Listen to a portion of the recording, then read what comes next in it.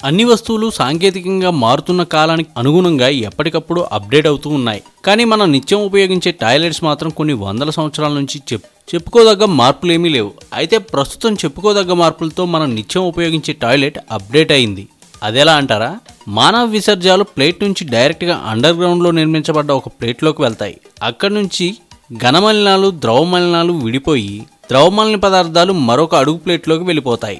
ఘనమలినాలు అదే ప్లేట్లో పల్లపు ప్రాంతాన్ని చేరుకుంటాయి, కానీ అక్కడి నుంచి గాలిలోకి ఆవిరైపోతాయి. కానీ అలా వెళ్ళిన మలినాల వల్ల దుర్వాసన, రోగాలు వస్తాయి. ఈ సమస్య తలెత్తకుండా ఉండేందుకు ట్యాంక్ పై భాగాన నలుపు రంగు మూత ఒకటి ఉంటుంది. ఇది ఎండవేడిని బాగా గ్రహించి ట్యాంక్ లోపల వేడిగాలిని పంపి మొత్తం మలినాల్ని ఆవిరి చేస్తాయి. దీనివల్ల ఎలాంటి వాతావరణ సమస్యలు ఉండవు. ఈ వీడియోపై మీ విలువైన కామెంట్స్ ని మాతో షేర్ చేసుకోండి. అండ్ ఇంకో విషయం, సబ్స్క్రైబ్ చేయడం మర్చిపోకండి.